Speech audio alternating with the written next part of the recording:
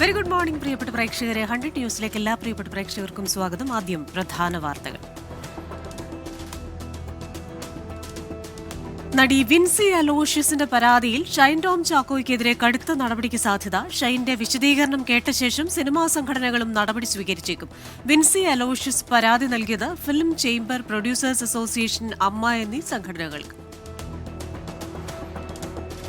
തിരുവനന്തപുരം കമലേശ്വരത്ത് വീട്ടിൽ കഞ്ചാവ് നട്ടുവളർത്തിയ accounts general office ഉദ്യോഗസ്ഥനെ ഇന്ന് കോടതിയിൽ ഹാജരാക്കും. എക്സൈസ് സ്പെഷ്യൽ സ്ക്വാഡ് നടത്തിയ പരിശോധനയിൽ പിടിയിലായത് എജി ഓഫീസിലെ അസിസ്റ്റന്റ് ഓഡിറ്റ് ഓഫീസർ ജതിൻ. വീടിന്റെ ടെറസിൽ നട്ടുവളർത്തിയ നിലയിലാണ് കഞ്ചാവ് ചെടികൾ കണ്ടെടുത്തത്.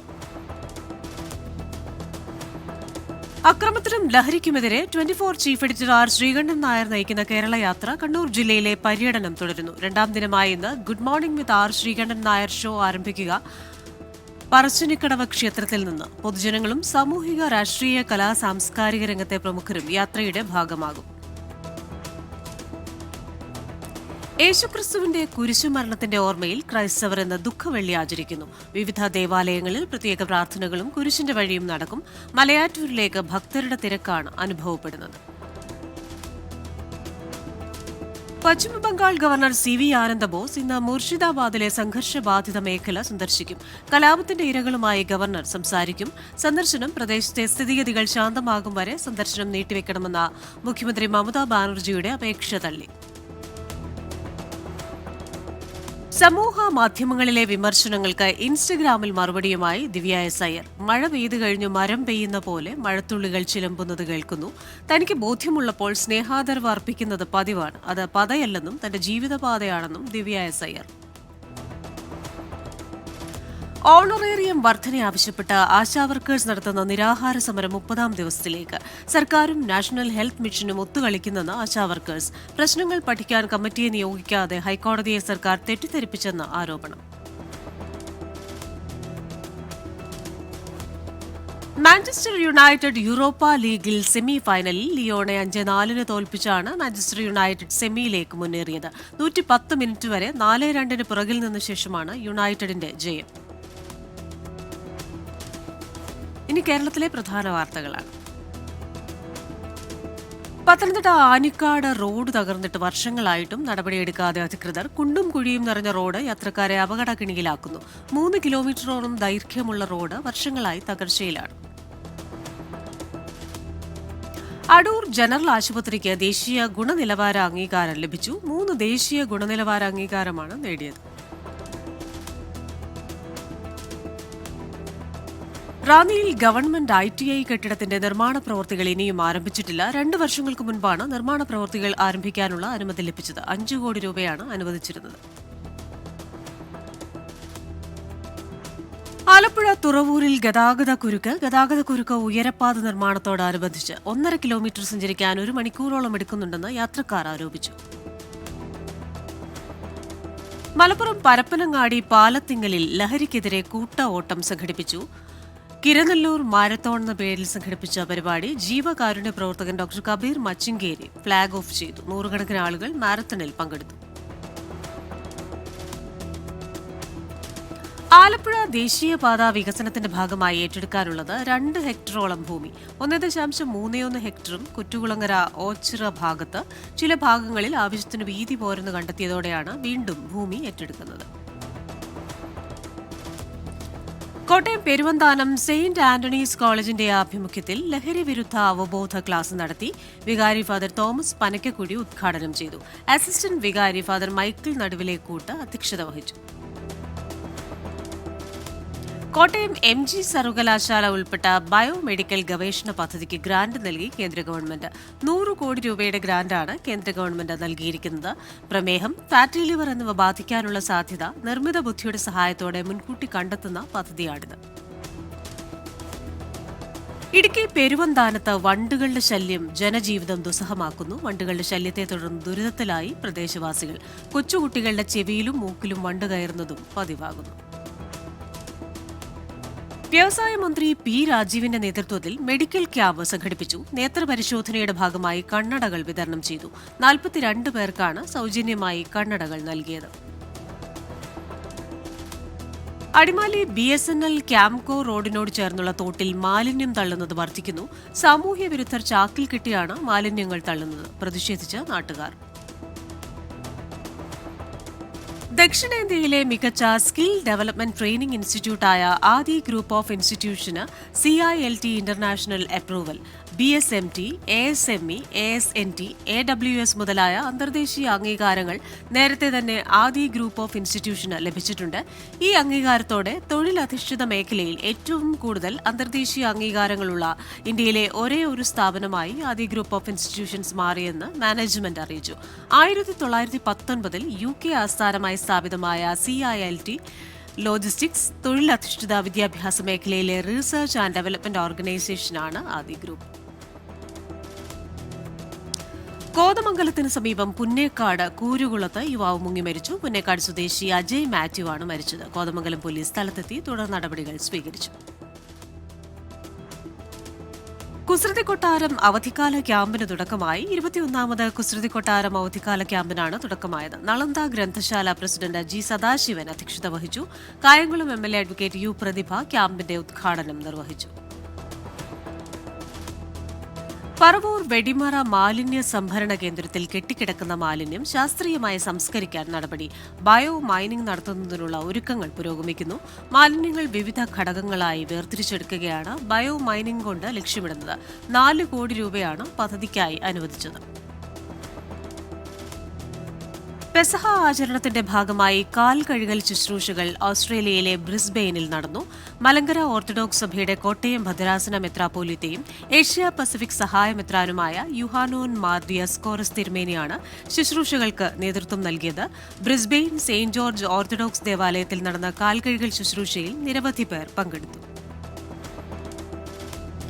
എറണാകുളം വൈപ്പിനിൽ വാഹനങ്ങൾക്ക് ഭീഷണിയായി കോൺക്രീറ്റ് കുറ്റികൾ. വഴിവിളക്കുകൾ സ്ഥാപിക്കാനായി നിർമ്മിച്ചിരിക്കുന്നവയിൽ തട്ടി വാഹനങ്ങൾ അപകടത്തിൽപ്പെടുന്നത് പതിവാകുന്നു. റിഫ്ലക്ടറുകൾ സ്ഥാപിക്കണമെന്ന ആവശ്യവുമായി യാത്രികർ. എറണാകുളം വരാപ്പുഴയിൽ നിരീക്ഷണ ക്യാമറകൾ മോഷണം പോയി. 4 ക്യാമറകളിൽ 2 എണ്ണമാണ് മോഷണം പോയത് വൈദ്യുതി ഇല്ലാതിരുന്നപ്പോൾ. മൂവാറ്റുപുഴ നഗര റോഡ് വികസനത്തിന്റെ ഭാഗമായുള്ള 3ാം ഘട്ട നിർമ്മാണ പ്രവർത്തനങ്ങൾക്ക് തുടക്കമായി. നിലവിലെ ടാറിംഗ് പൊളിച്ചു നീക്കി. കച്ചേരിത്താഴം മുതൽ PO ജംഗ്ഷൻ വരെയുള്ള റോഡാണ് 4 വരി പാതയായി പുനർനിർമ്മിക്കുന്നത്. എറണാകുളം പേരണ്ടൂർ കനാലിൽ പടക്കമാലിന്യങ്ങൾ തള്ളിയെന്ന പരാതിയിൽ കുറ്റക്കാർക്കെതിരെ നടപടിയെടുത്ത് കോർപ്പറേഷൻ ഹെൽത്ത് വിഭാഗം 12,500 രൂപ പിഴ ഈടാക്കി. കൊല്ലം ചാത്തിനാംകുളം പീപ്പിൾസ് ലൈബ്രറിയിൽ അവധിക്കാല ക്യാമ്പായ കളിവീടിന് തുടക്കമായി. അധ്യാപകനും എഴുത്തുകാരനുമായ കുരീപ്പുഴ ഫ്രാൻസിസ് ക്യാമ്പ് ഉദ്ഘാടനം ചെയ്തു. കഥ, കവിത, ചിത്രരചന, കൃഷി, വ്യക്തിത്വ വികസനം, എന്റെ മലയാളം തുടങ്ങി നിരവധി വിഷയങ്ങളിലായാണ് 1 മാസം നീളുന്ന കളിവീട് ക്യാമ്പ് നടക്കുന്നത്. എലപ്പുള്ളിയിൽ ജനവാസ മേഖലയിൽ മാലിന്യം തള്ളിയ വാഹനം പിടികൂടി. ആരോഗ്യ വിഭാഗം 25,000 രൂപ പിഴയടപ്പിച്ചു. മാലിന്യം ഹരിത കർമ്മസേനയ്ക്ക് കൈമാറി. കാക്കനാട് മാലിന്യ സംസ്കരണ പ്ലാന്റ് നിർമ്മിക്കാൻ പുതിയ കരാർ. IT മേഖലയിലേതുൾപ്പെടെ തൃക്കാക്കര നഗരസഭാ പരിധിയിലാണ് പുതിയ മാലിന്യ പ്ലാന്റിന്റെ നിർമ്മാണം. പ്ലാന്റ് നിർമ്മാണത്തിനായി സമർപ്പിച്ച ടെൻഡറുകളിൽ കുറഞ്ഞ നിരക്ക് രേഖപ്പെടുത്തിയ ടെൻഡർ നഗരസഭാ കൌൺസിൽ അംഗീകരിച്ചു. മട്ടാഞ്ചേരിയിലെ ബസാർ റോഡ് തകർന്നിട്ട് വർഷങ്ങളായി. പോലീസ് സ്റ്റേഷൻ മുതൽ ചേംബർ റോഡ് ജംഗ്ഷൻ വരെയുള്ള ഭാഗമാണ് കുണ്ടും കുഴിയുമായി കിടക്കുന്നത്. നഗരസഭയുടെ അനാസ്ഥയ്ക്കെതിരെ പ്രതിഷേധിച്ച് നാട്ടുകാർ.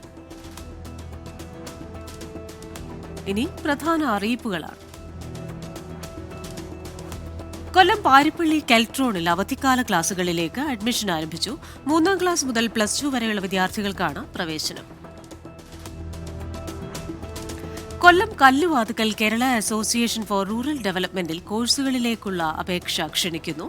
അപേക്ഷ കമ്പ്യൂട്ടർ, തയ്യൽ, സ്പോക്കൺ ഇംഗ്ലീഷ്, ബ്യൂട്ടീഷ്യൻ തുടങ്ങിയ കോഴ്സുകളിലേക്ക്. കൊല്ലം ആലപ്പാട് പഞ്ചായത്തിന്റെ കുടുംബാരോഗ്യ കേന്ദ്രത്തിലേക്ക് താൽക്കാലിക ഡോക്ടേഴ്സിനെ നിയമിക്കുന്നു. അഭിമുഖം ഈ മാസം 22-ന്. ആലപ്പുഴയിൽ സാമൂഹിക നീതി വകുപ്പിന്റെ ജില്ലാ പ്രൊബേഷൻ ഓഫീസിലേക്ക് കരാർ നിയമനം നടത്തുന്നു. പ്രൊബേഷൻ അസിസ്റ്റന്റ് തസ്തികയിലേക്കാണ് നിയമനം നടത്തുന്നത്. ഈ മാസം 21-ന് ആലപ്പുഴ കോടതി സമുച്ചയത്തിലെ ജില്ലാ പ്രൊബേഷൻ ഓഫീസിൽ എത്തണം. ആഭ്യന്തര വകുപ്പിന്റെ കീഴിലുള്ള നാഷണൽ ഫോറൻസിക് സയൻസ് യൂണിവേഴ്സിറ്റിയിൽ ബിരുദാനന്തര പ്രോഗ്രാമുകൾക്ക് അപേക്ഷ ക്ഷണിച്ചു. മെയ് 5 വരെ ഓൺലൈനായി അപേക്ഷിക്കാം. ആലപ്പുഴ സെയിന്റ് ജോസഫ്സ് വനിതാ കോളേജിൽ ഗസ്റ്റ് അധ്യാപക ഒഴിവ് history, economics, political science, commerce വിഷയങ്ങളിൽ. ഇടുക്കി കുളമാവ് നവോദയ വിദ്യാലയത്തിൽ മേട്രൺ തസ്തികയിലേക്ക് കരാർ അടിസ്ഥാനത്തിൽ നിയമനം നടത്തുന്നു. അഭിമുഖം ഈ മാസം 23-ന്.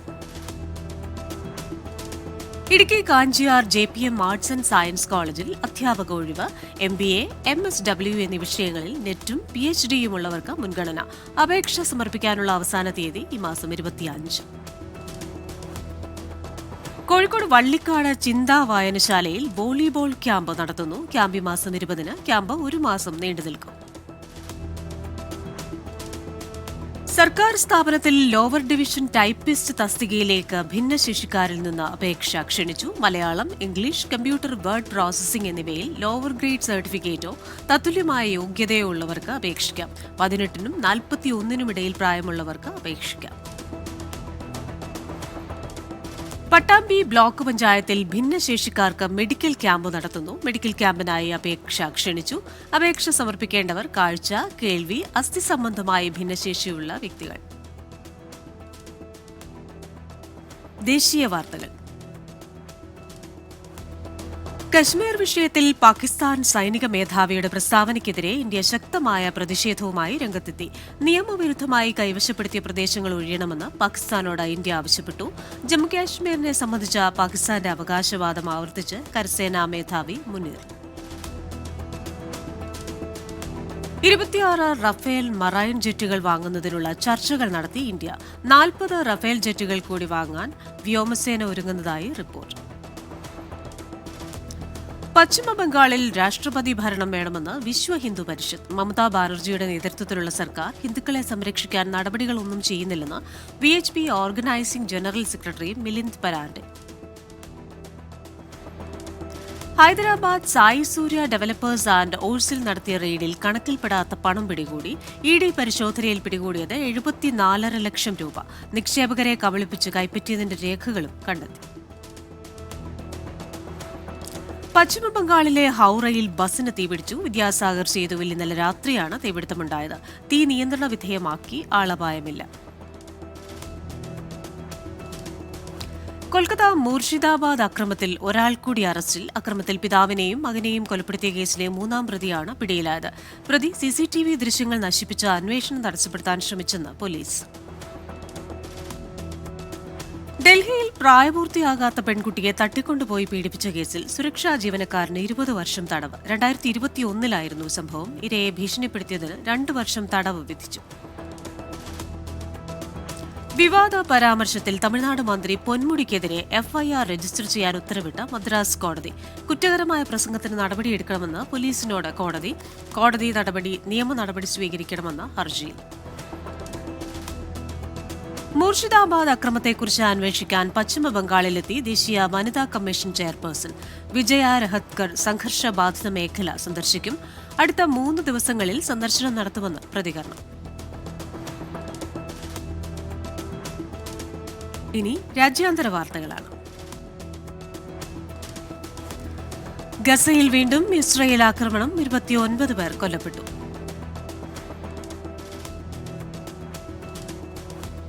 അഫ്ഗാനിസ്ഥാനിലെ താലിബാനെതിരെയുള്ള നിരോധനം റഷ്യയുടെ സുപ്രീം കോടതി താൽക്കാലികമായി നിർത്തിവച്ചു.